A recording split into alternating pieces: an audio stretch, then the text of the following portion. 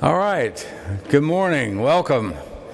Welcome to day 2 of CCA's 2022 Mobile Carrier Show.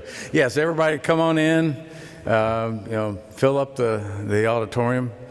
Everybody get to see all the wonderful pictures of our board members up on the screen, okay? I would also like to welcome those of you joining us via webcast this morning, so welcome to you too. I hope you had a productive day yesterday, and we even have more lined up for you today.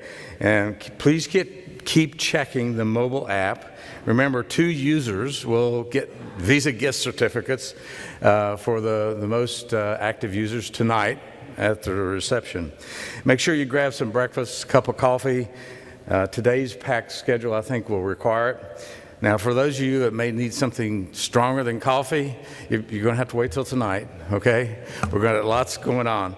I want to thank you to all our CCA member carriers sponsoring breakfast this morning. Yes, that's right. They brought you breakfast. That's their way of showing their support to you, our members, our attendees and sponsors. I don't think it happens anyplace else in any other event. One new member from across the pond walked up to me the other day and she said, "I've never seen carriers sponsor an event like this," and that's true because our carriers care about the issues in the industry, and so thank you one and all. That's sort of why I say come to CCA, be where the carriers are. So hope you'll come back and visit us in the fall. I also want to recognize this year's Pinnacle sponsors, as we always do: Ericsson, Interop Technologies, Mavenir, Nokia, Cineverse, T-Mobile, and TNS. Thank you for your support. I wish to highlight an email that all CCA members received yesterday, 2:05. You got an email from Kim Karanchi, who is our head of our industry development program and heads up the business innovation group, group of all carriers. And it's our annual carrier survey. It only goes out to CCA members, another good reason to be a CCA member. But it focuses on identifying the top priorities, the challenges, the priorities for investments, the areas that carriers are going to spend resources in the coming year, at least their goals and aspirations. So I suggest take a look at it. Talk to Kim if you want some follow-up information, but use it to your best use. And again, it's a way of connecting our carriers and our associate members and those that provide the goods and services and keep us healthy and well in the wireless world. Okay, now let's turn to this morning's Excellence in Marketing Awards. This year we had 9 winners for their outstanding work. We ask you, our members, to submit their most creative and most successful marketing campaigns in 6 categories. Radio spots, obviously they will have some audio on that. TV commercials, YouTube videos, print ads, a little quieter on the no background noise on that, and online ads, animated online videos, and finally the People's Choice Award, the entry for the single most votes across all platforms. We received quite an impressive number this year. I hope everyone gets a chance to look at them. I think we all could maybe learn a little from some of the marketing techniques. And we asked you, our members, to vote for your favorites. So now we'll learn which carriers and which associate members' marketing campaigns you chose, our members, to honor with CCA's 2022 Excellence in Marketing Awards. And to the winners, when your company name is announced, please maybe stand up and wave your hand. We're going to move through this fairly quickly, and so we can hopefully recognize you, give you a round of applause. But after the keynote panel, we'll have an opportunity to come up and take pictures or photos. Love to send them back to not only your company, but we're going to put them in our website and our letter. So don't forget, after the morning session, we'll have a photo op. So let's get right to it. I will announce this year's Excellence in Marketing Award winners by campaign channel. And first, in the radio spot category, we're going to play the video, and your choice or play the radio. The choice for your carrier member winner is Viero Wireless. Congratulations. They run it. You cannot get cell service in every square mile of northwest Nebraska. Badlands has a tendency to eat cell service. But having said that, the one that's most reliable and predictable in terms of being able to call one another is Vero. And I know that from years and years of personal experience. I bet I've been a Vero customer for probably, it's got to be coming up on 20 years. It really has to be. My clients tend to be those that are not. All right. We're going to try to give you a sampling, if not the entire thing of each winner. Now, moving on to our second category, which is TV commercials and YouTube videos. And the carrier company you selected is GTA. GTA.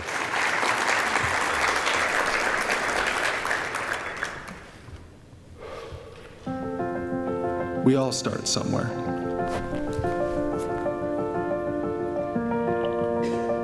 We start with the day. We start with him. We start with them. We start with family. We start with love and a laugh. We start with passion and this classroom. Very good. GTA.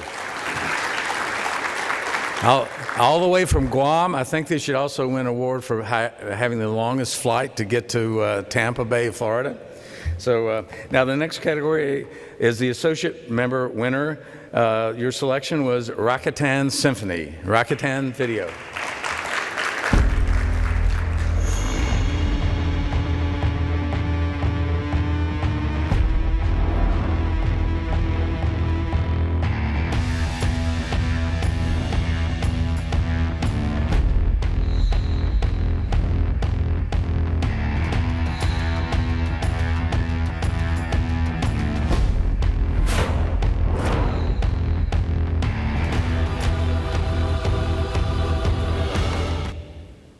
Rakuten.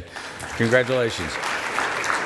Okay, next we go into the print ads. The carrier member you voted for in the print ad is Cellular One of Northeast Arizona. Good job. And there's our print ad. And now the associate member winner in print ad is IDI Billing Solutions.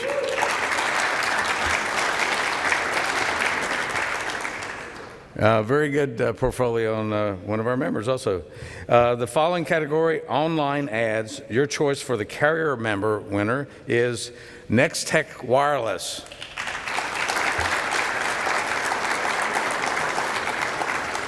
Online. And the associate member you selected for the online ad winner is BEC Technologies.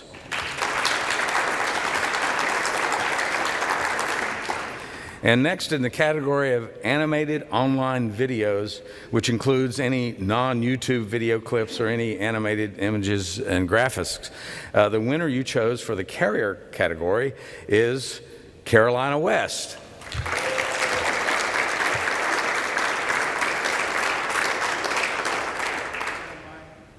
Has a really neat 3-second pop-up, no sound, but really gets you concentrated there. So, and this brings us to our final category, the People's Choice Award, which goes to the CCA member entry that received the most overall votes. And this year's winner is Viero Wireless. We are sustainable.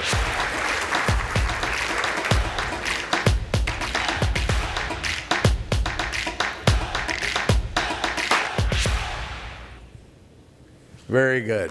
Thank you to all the winners. And remember, we do this every spring, so get ready for next year.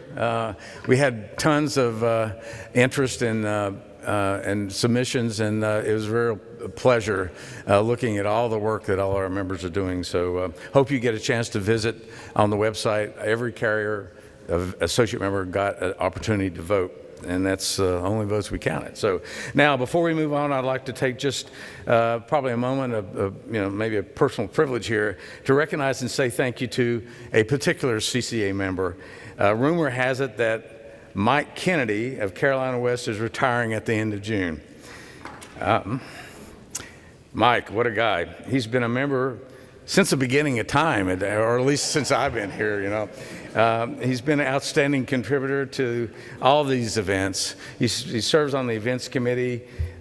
He's part of the industry development group. He's part of the business innovation group. He's always there with a good attitude and a helping hand. And congratulations, Mike. We're going to miss you.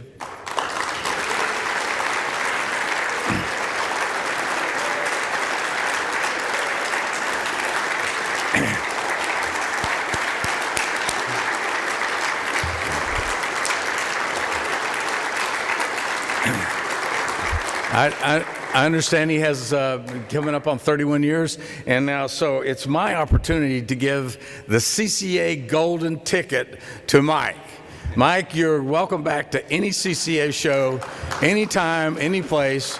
Now, they're just like all rules and regulations, they're attachments. It's not transferable, okay? You can't sell it. You have to show up in person. You need skin in the game, so come back and visit us anytime. So thank you, Mike. We'll miss your presence. And now for our keynote panel. Yesterday we talked about network equipment, and today we're going to talk about software and services. All the services that competitive carriers can use and can deploy to help meet consumer demand. So our expert moderator, Mike Dano, with Light Reading, is back to lead this session, and I'm looking forward to hearing from the panelists. And I think we're going to get the panelists ready, set, loaded to go. And here comes Mike. You're ready to go. They promised to answer every question that we never answered before, and all those that are good for the future. Right, Mike? That's it, for sure. Okay, so you've already seen Mike yesterday. I'll let you and the panelists introduce yourselves, and I get off stage, and so take it away. Thank you. Thanks, Steve. Okay, yeah, let's get started. So we'll jump right into it, and I'm going to have everybody just real briefly introduce themselves, just so we all know kind of where everybody's coming from. And Steve, I'll start with you, just real briefly. Wow, just I get tell to us go about first. yourself. Usually Zitnik goes last. Yeah, I know. Always the end of the trying to shake it up, keep everybody on their toes. There you go. There you go. I'm Steve Zitnik, Chief Technical Officer of Interop Technologies, and most of you valued partners and friends.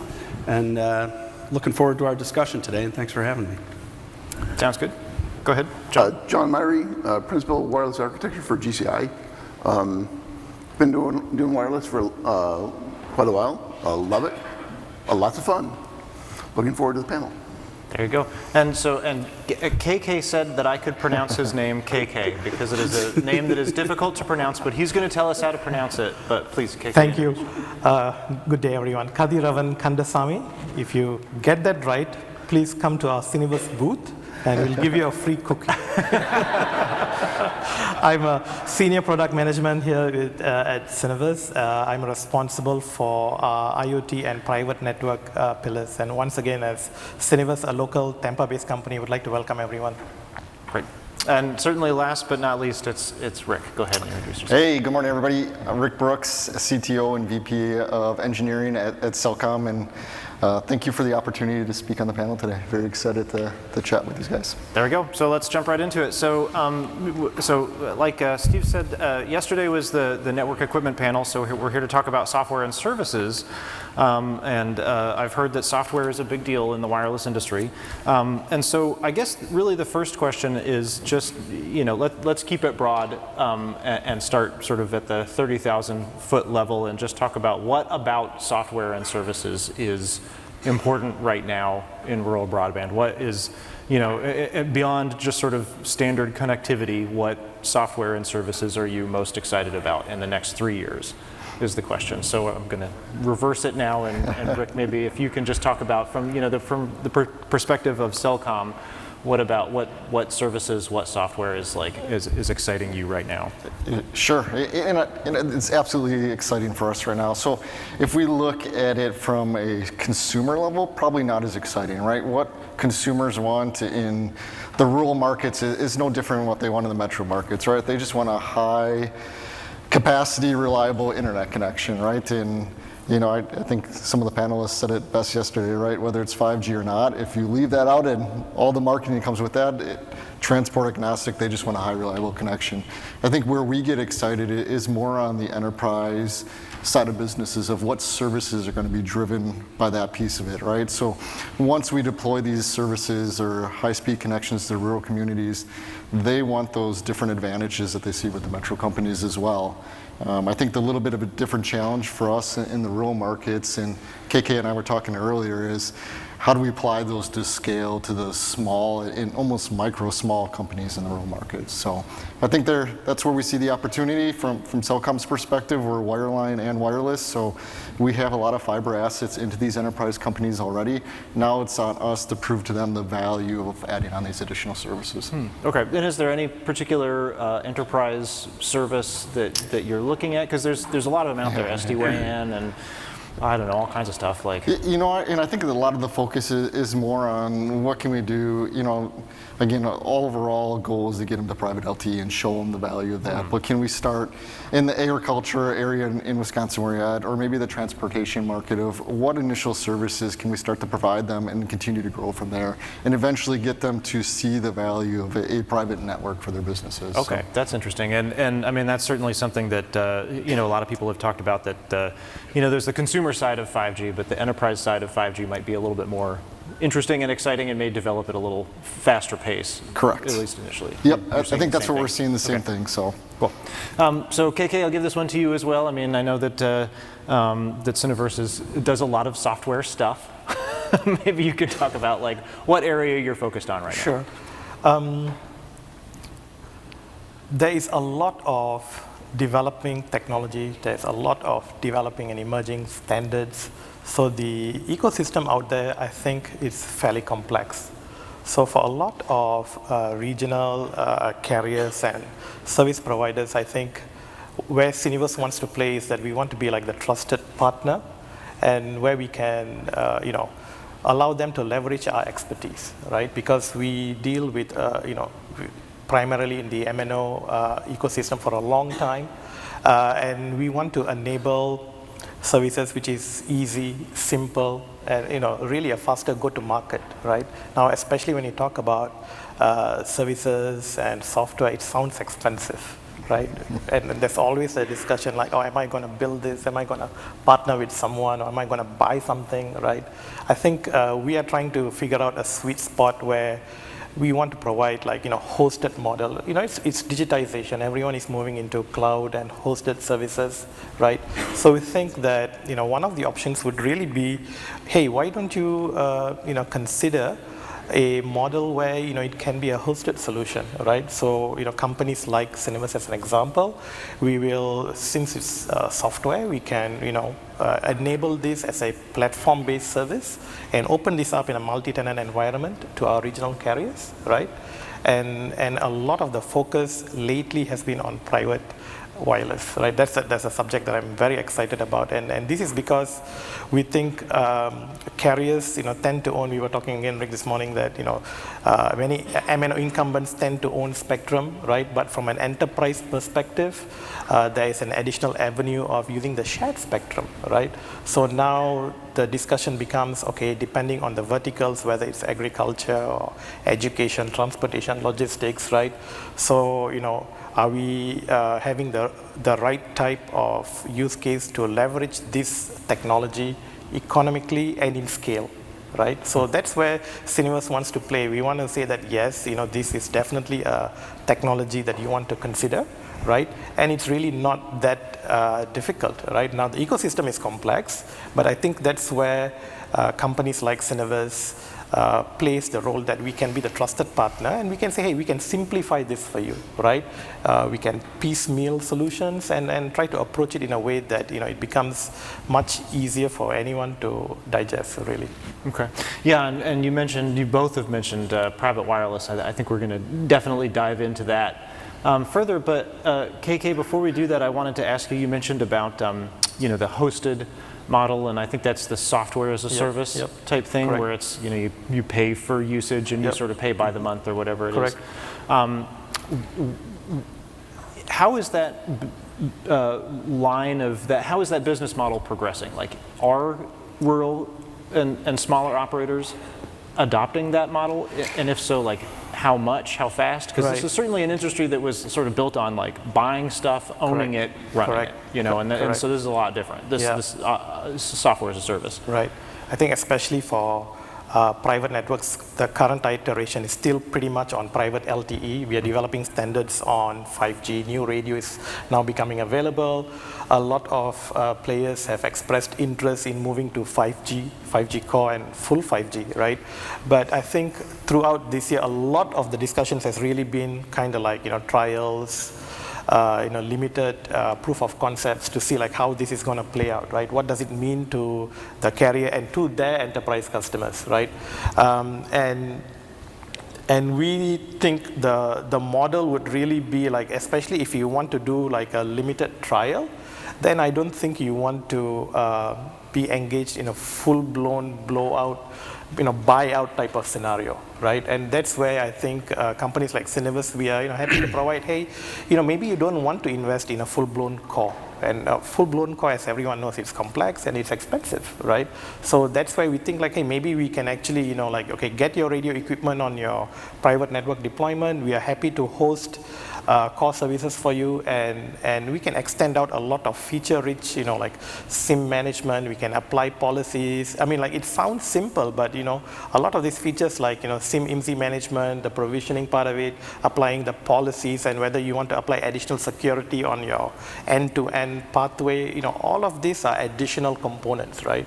So for you to really build out A to Z could be lengthy, because you also need to integrate it towards your existing supporting systems, right? So that's where platform as a service, I think, really simplifies that.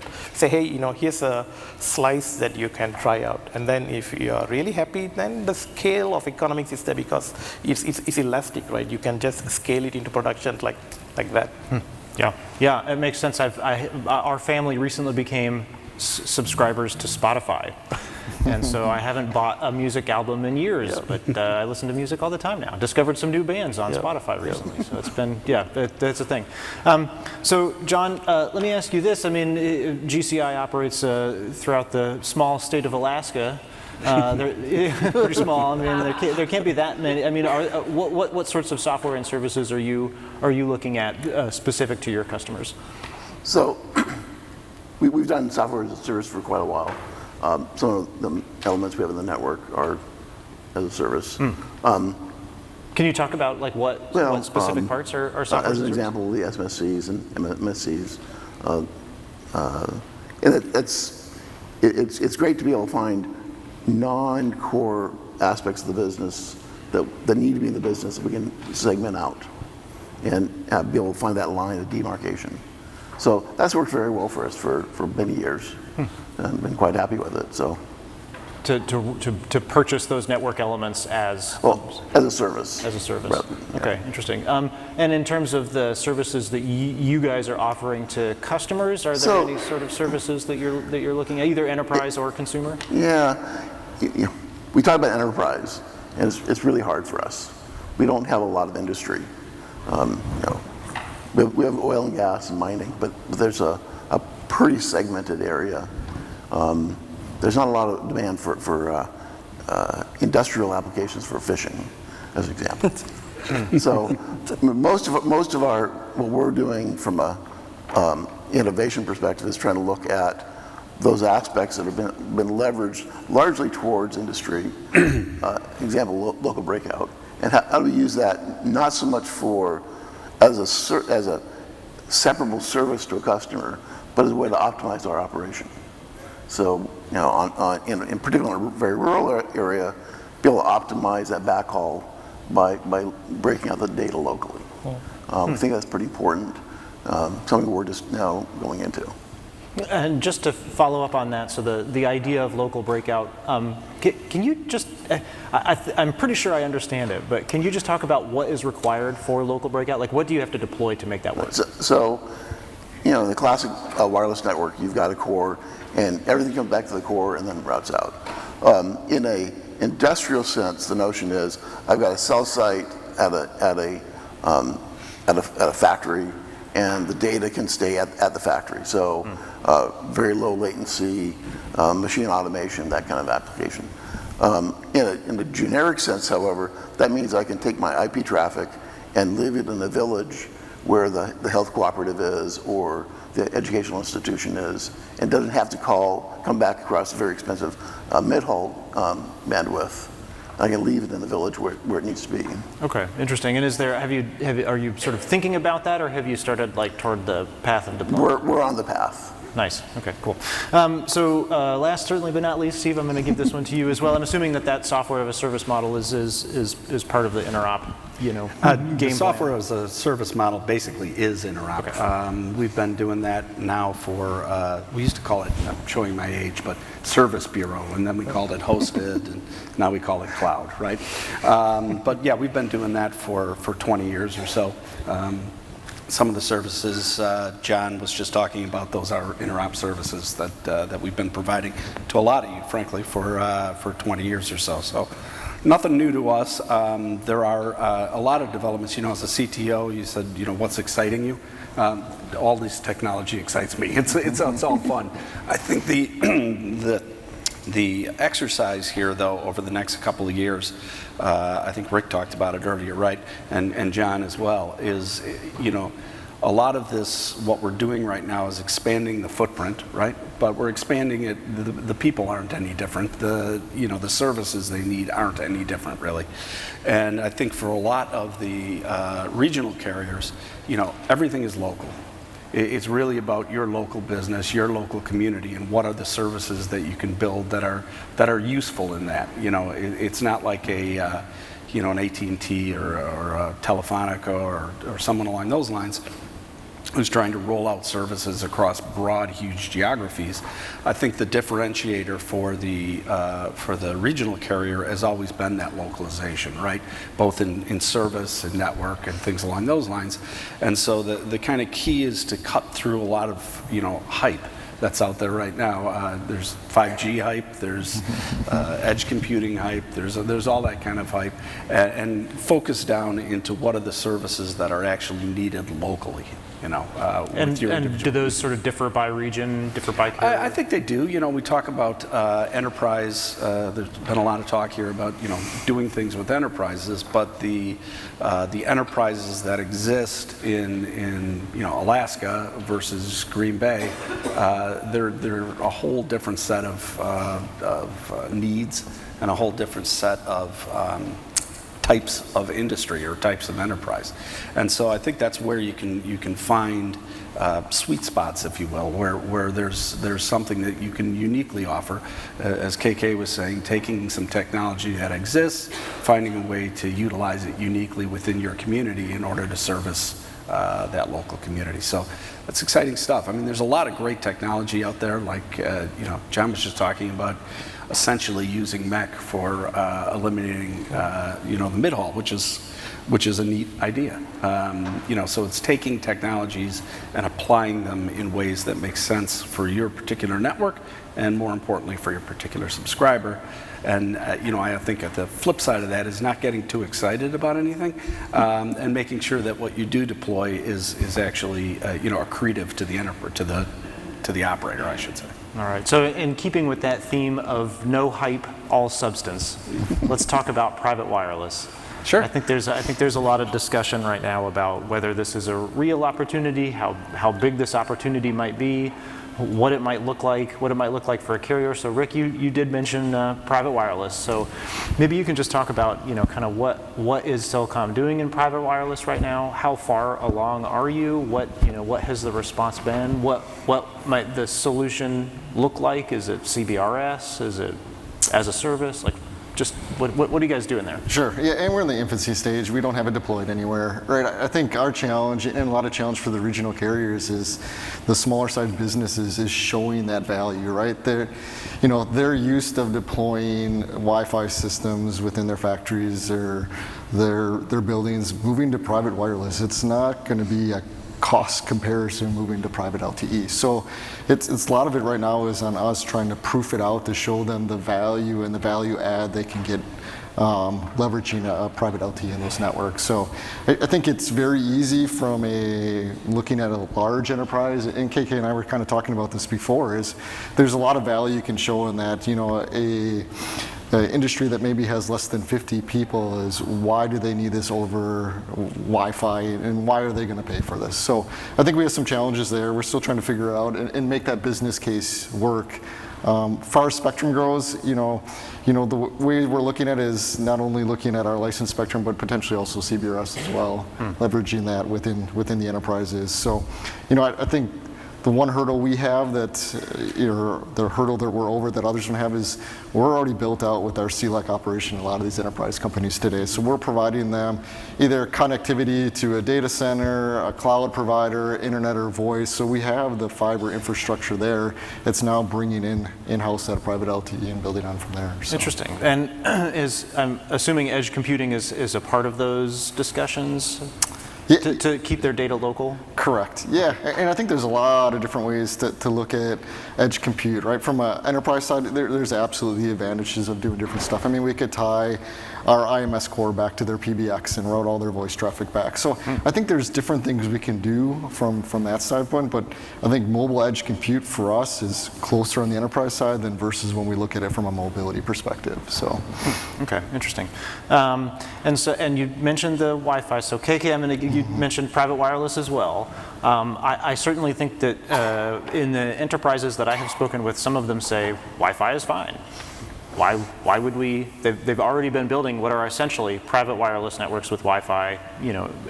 Every enterprise, including here, I'm sure that they have a Wi-Fi network here, and that could technically be described as a private wireless network. So, why is the cellular option better than the Wi-Fi option? And I think one of the primary differentiator would be like it just hinges on the fact that any device that is using a cellular connectivity, right? You have to, it's based on the premise that that device will need a SIM, whether it's a physical SIM, eSIM, iSIM, there are various options, right? And an IMSI profile. And that IMSI profile that can be monitored, controlled, and you can build security aspects around it. Right, so that I think is a real clear advantage over Wi-Fi. Now, Wi-Fi obviously is evolving. Wi-Fi 6 as an example, right?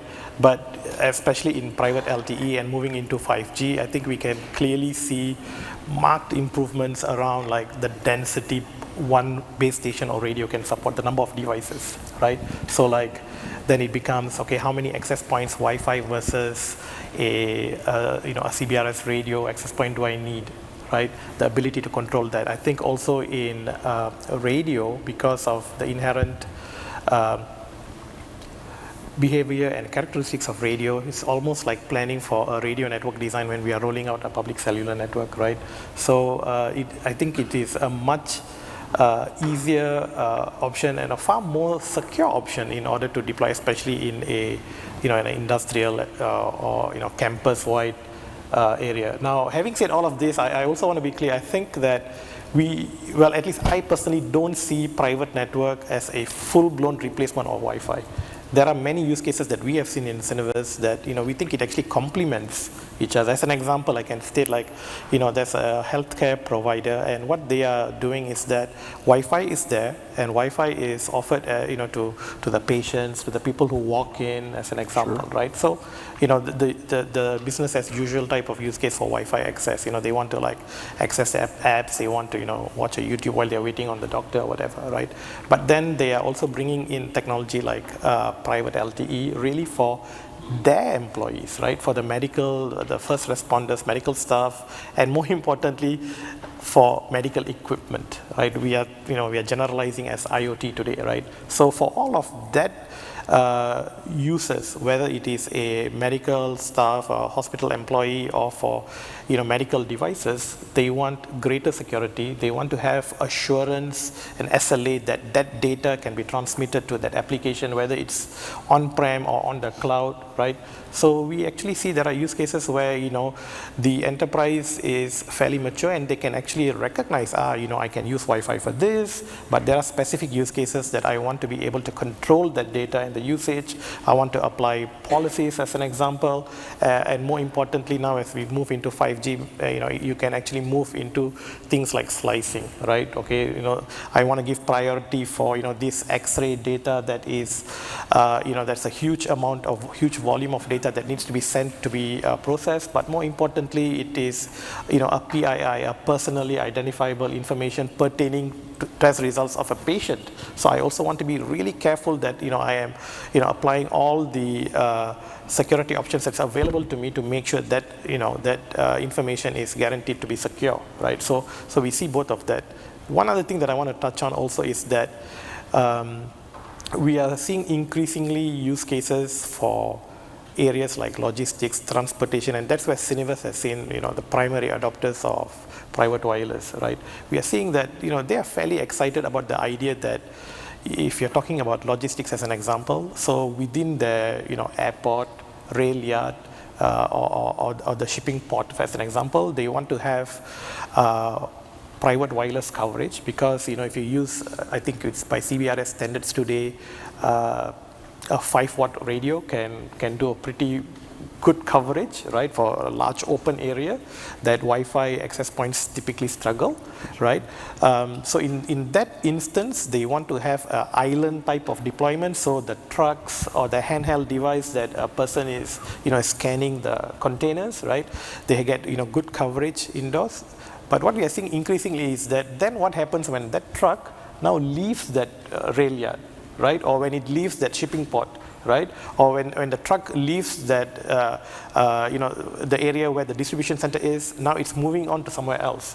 And that container still needs to be tracked for whatever reason, right? So there we are actually seeing the use case for mobility, right? So when the truck in this example is inside the distribution center, it is covered by the private wireless coverage. And then when it leaves, it will actually fall back into a public network coverage, right? So I'm not saying it's seamless, but there is connectivity, right? Yeah. So this is an interesting use case that we are seeing increasingly today. And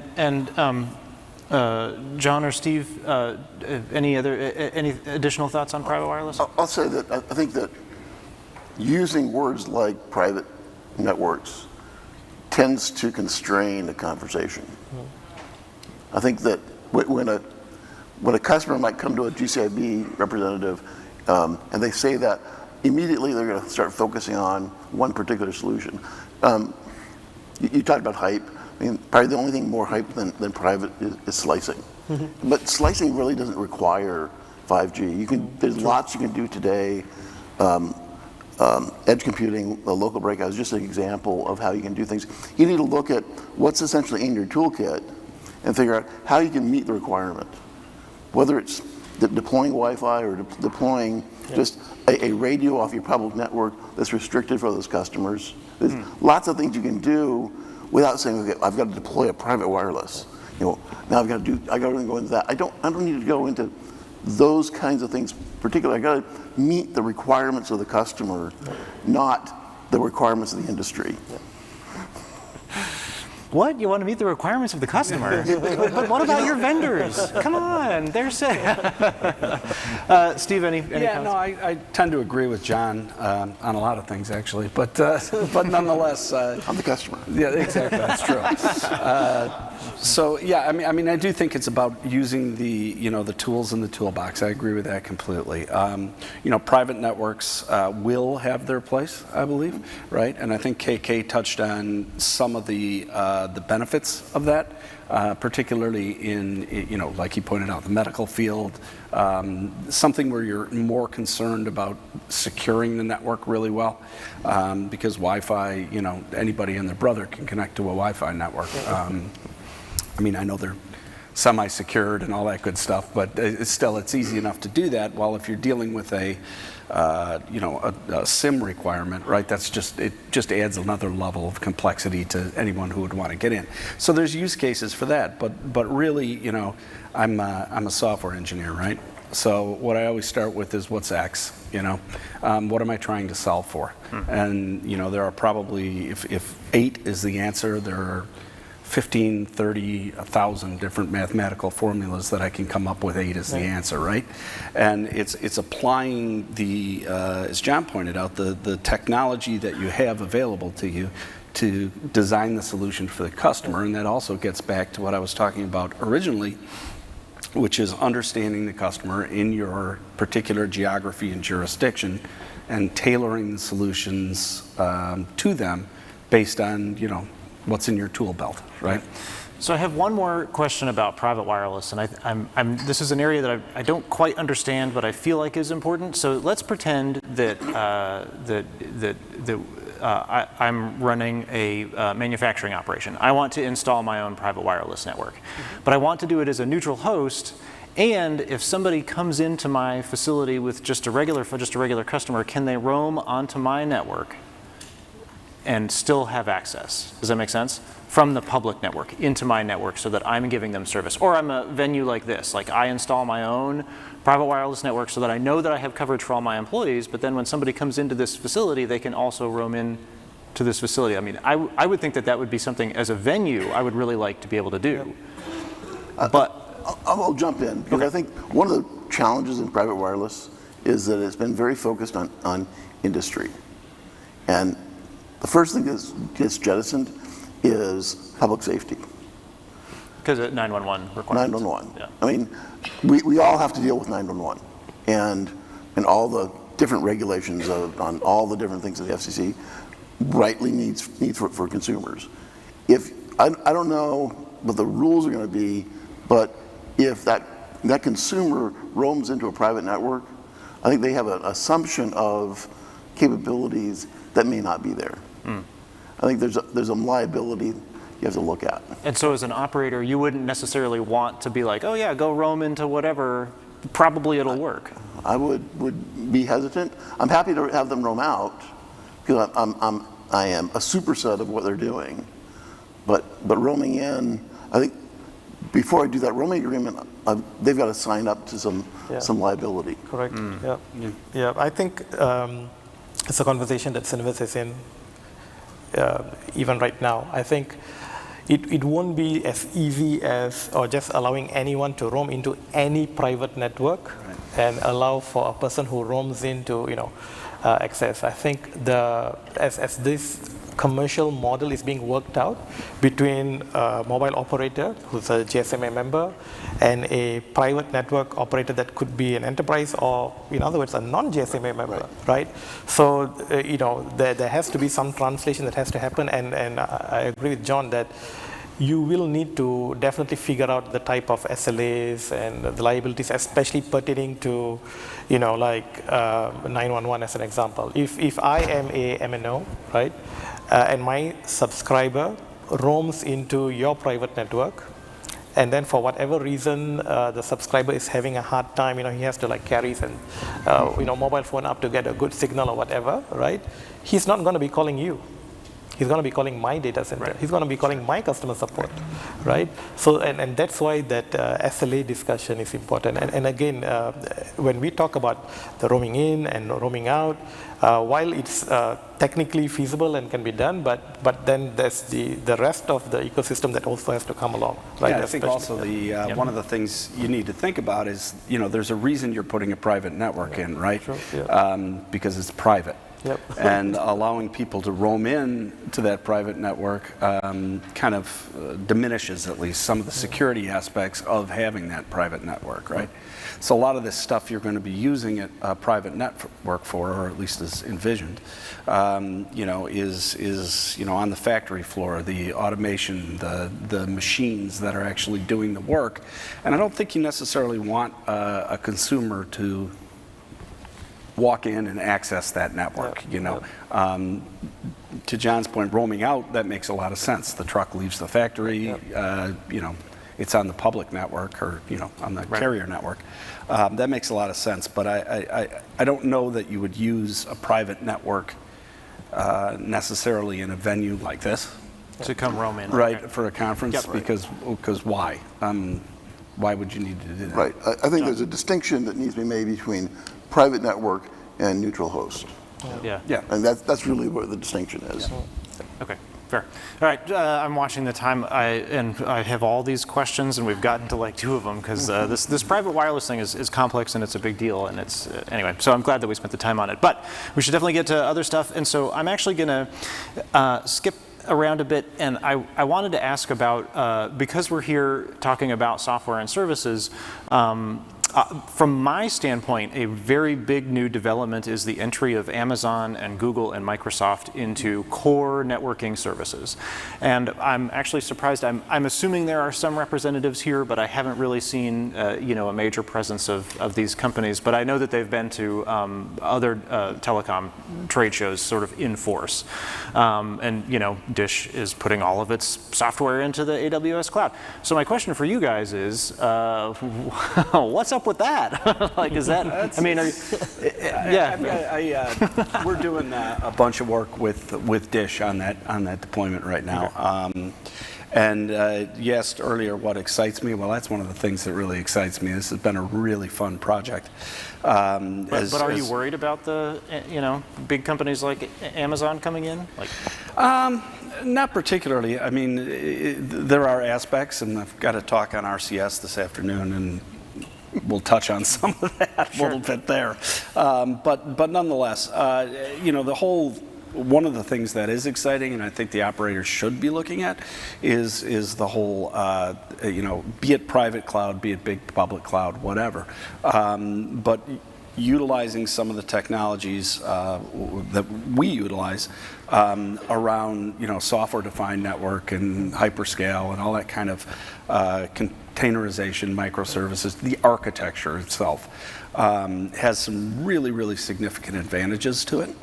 Cost savings and flexibility type stuff? Cost savings, flexibility, automation is a big part of it, right? Particularly for, we've got our RCS suite, which is all, microservice containerized, auto-scaling, auto-magical. All that stuff. But one of the things that you notice with that is it takes a lot less engineering resources to run that stuff because a lot of it is automated, right? Yeah. So there are real advantages from a, depending on what cost curve you get on, right? If you can get on the, I'm sure, the Nokia guys and Ericsson guys are going to hate me for this, but if you can get off the standard telco, kind of, this is big iron, this is very expensive big iron, and back into, kind of what the internet folks have been doing for quite some time, where you're using, kind of commodity hardware, COT stuff, and the software is doing all of the major lifting, the cost curve changes quite a bit, and that's a huge benefit. And so with that, Rick, I'm going to give this one to you. Yep. Given this argument, when is Cellcom going to move all of its core networking services into the Microsoft cloud? See what I did there? Okay.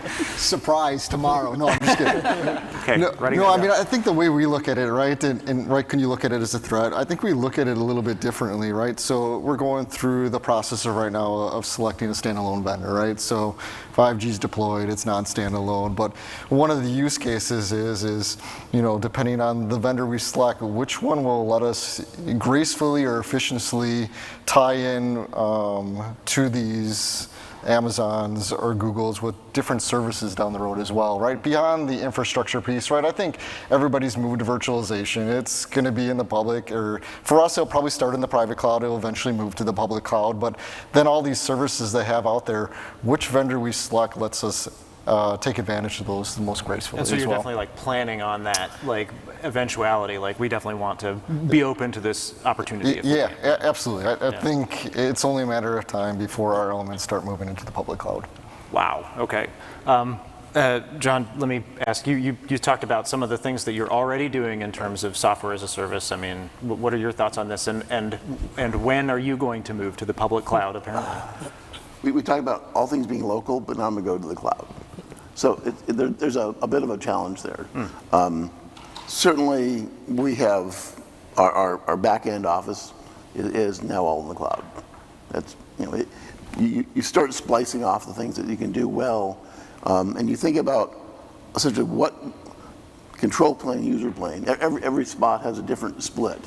the radio, the core, the IMS core, and what is reasonable to pull way away from the customer as opposed to pull it really close. Now I got to make sure that that control plane, the user plane I place very close to the customer is compatible with the control plane I've centralized. And then where do you centralize? I think one of the tier 1 operators has a cloud support in their Mac in Seattle. Well, Seattle's got 10 times the population of Alaska. So what's it mean to centralize in Alaska or decentralize out of Alaska? We have to look at those kind of economies. Absolutely, there's economies of scale to go to the technology of cloud, but does that mean I go to hyperscalers? So I've got to make that determination. And is it a matter of, like, as you say, like Alaska is not very close to Seattle, and so would it require you guys to build your own data centers, like, in Kodiak or in Nome or whatever? We're not in the business of building data centers, so it doesn't make a lot of sense for us. On the other hand, should I stand up something that can support a reasonable cloud to centralize some of that? I might. Depends on where the public clouds are, what I can get access to. Okay, interesting. So let's skip on to a couple other quick topics. One is this, we're here to talk about software and services. Precision agriculture is one of those software and service type things that people have been talking about. Is this a thing? Is anyone really working on precision agriculture? I've heard some sort of demo type stuff, but I'm unclear as to whether it's a thing. Maybe Rick, we've talked to different. I think there's farms in Wisconsin. Yeah, there's farms in Wisconsin. There's lots of cows. So we've talked, right? I think again it comes down to the business case, right? Is there a need? Probably, right? I mean, before it was pollution, now with the cost of fertilizer being driven up, there's probably some use cases around there that's really driving that piece of it. And would you put it into the private wireless bucket? Potentially. I don't think it starts there, right? I think that's the piece, is getting your foot in the door to start this piece of it, right? And again, that it builds on from there, from that piece. I think our struggle is, we went into this, right, that there's going to be huge ROI, huge return of investment going down this whole IoT path, right? To fast forward to where we are today, it's really, unless you guys have a different perception, there's not a huge business model there. It's more of a value add service. How do we start building these and piling these on and looking at it differently with these customers, whether it's precision agriculture or some other IoT element as well. So. And have you had any real firm conversations about precision agriculture? Or is it just sort of on the whiteboard? On the whiteboard, right? I mean, a lot of it's working with, right, and maybe some of us regional providers have to kind of come together, right? It's economy of scale too. How do we deploy these out to the different enterprises or different agriculture and get to a price point that makes sense? I think it's going to have to be us working and grouping together and working with the partner to come out with kind of an out-of-box solution that lets us become repeatable and economies of scale as well for some of those regional providers. Got it. Anything else? Precision agriculture? With deference to the Matsu Farmers Association, we don't have a lot of agriculture. What? Say that again? We don't have a lot of agriculture in Alaska, so fair. not a lot of straight rows. Fair enough. Yeah. Yeah. Let's see. So precision agriculture is one thing. Another thing that I think we should definitely talk about, just in terms of software and services, is the topic of security. This has certainly become a real important topic. I just read this morning that there may have been hacks of the GPS system in Ukraine, and that I think would pose a pretty significant issue for anyone here if that were to happen here in the US. So my question is, how secure is it? And what are you doing recently to improve security, if anything? If anyone wants to jump in. I'll start. Go ahead. Sure. Security is always top of mind, right? I mean, most people don't recognize, a lot of the people in the room do, security probes, attacks, DOS attacks, that's a daily occurrence for anybody who runs a network, right? So it's always been kind of top of mind. It needs to be. There are a lot more concerns now, the whole Russia-Ukraine situation and the government telling us all we're all going to get hacked. So it's an ongoing battle, right? You've got to continually try your best, and so far very successfully, to stay ahead of it, as I think most of us are. But that's kind of one of the drivers. We talked about private networks before, right? A closed ecosystem, if the machine is unplugged, it's unlikely to get hacked, right? So having closed ecosystems where that makes sense, can make sense.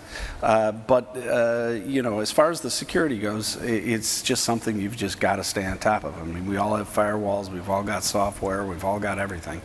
And anything new? There's really no difference between securing, a rural broadband network and the same techniques. They're all the same things we all use. So it's just an ongoing battle.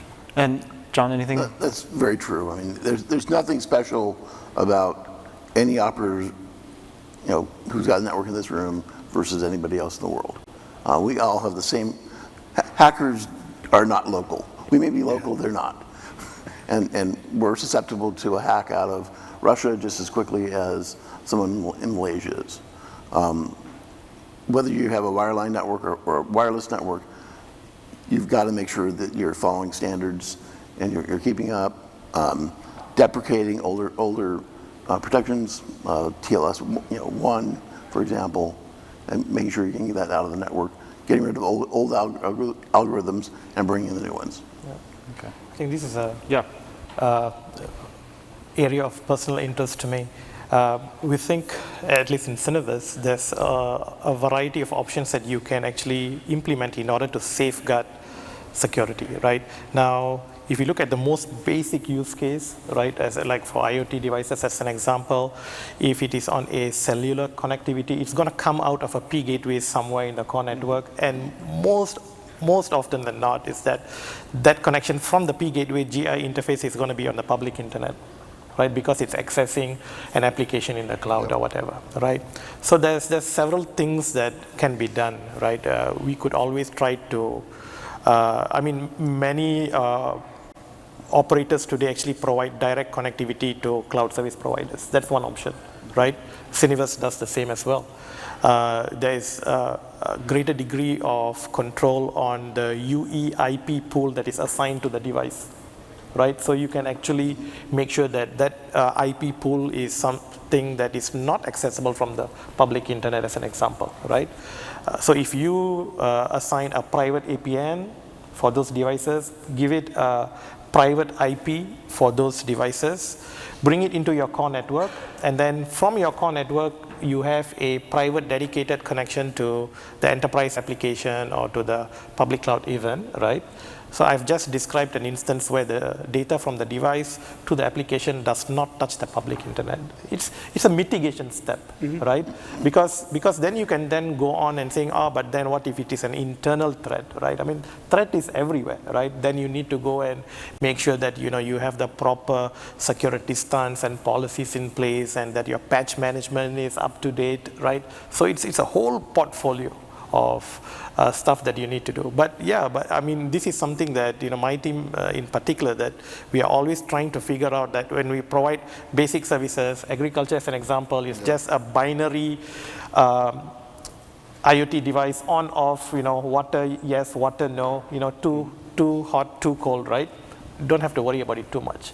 But in the hospital use case that I mentioned earlier, when you're talking about privacy data, right? Then yes, you do actually want to implement specific safeguards to make sure that none of this happen. And again, it's coming back to like what Steve was saying earlier, right? End of the day, it's like defining what X is, right?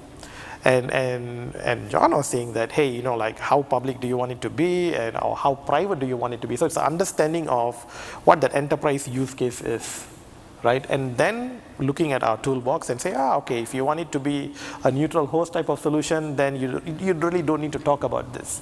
Or like if there is no need for a breakout and everything is on the public cloud, then how do you want to safeguard that transmission, right? Versus like, okay, a huge volume of my data has to be on site, then we are talking about mobile edge compute and some sort of a local breakout, and the ability that's already available today to actually distinguish the type of data that's coming in. Or, this is just, enterprise application data, I can take this channel out, right?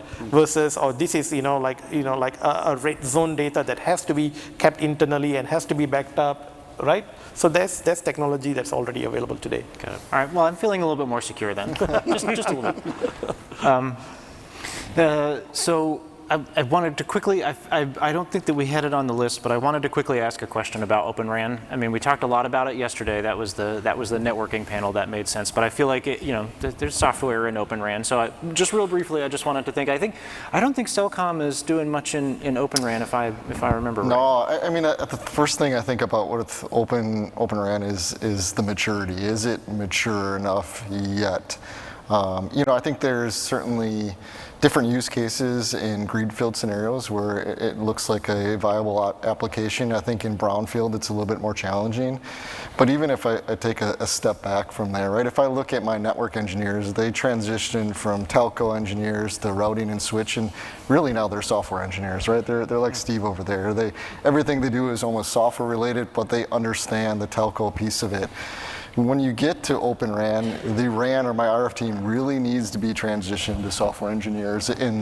Right, they haven't had that growth path there. So if I look at Open RAN, right, we talk about the FCC wanting to drive it. It shifts the model from CapEx to OpEx. So when does that curve make sense, right? And can I save in CapEx? Do I have the volume to drive radios, this component from this vendor, this component to that vendor at the volumes I need? Or do we have to do something with the other regional providers here to drive up that volume? And if we do it today, we shift from doing all of our integration in-house to going back to relying on a vendor to do all this integration. Is that worth it right now to deploy this? So, I think the way we're looking at it is trying to figure out when it's mature enough, when our teams are ready for it, and where it makes sense, and making sure that we work with either our RAN partner we do today or the RAN partner of future, that we deploy a radio product that lets us upgrade without a forklift to get there when the time is right. So certainly thinking about it. It sounds absolutely. like that came out real quick. John, maybe you could, are you guys looking at Open RAN? Do you have any interest in We that? certainly have in the past, and have done some. I think what's interesting is that ORAN and all its automation is great, the software. It's going to drive some standardization changes. But those are what I see as really important, because you end up with new nodes that can be placed at different places in the chain. So I can start moving, again, CUs and DUs and splits. I can move those functions to different places in the network. I can move them out and move them in as needed. And that's going to be standard changes. So I think we'll see that reflected even whether you're not an ORAN product, you're not software, that'll end up showing up in the kind of the normal vendor radios of today or those evolved ones. So, and you're talking about 3GPP standards? 3GPP standards, yeah. I think you're going to see 3GPP need to adopt some of the ORAN work. Gotcha. Okay. I see our time just clicked down, and I wanted to make sure that I'm right on time and I don't go too long because I got in trouble for that yesterday. So I want to wrap things up. Please join me in thanking our excellent speakers today.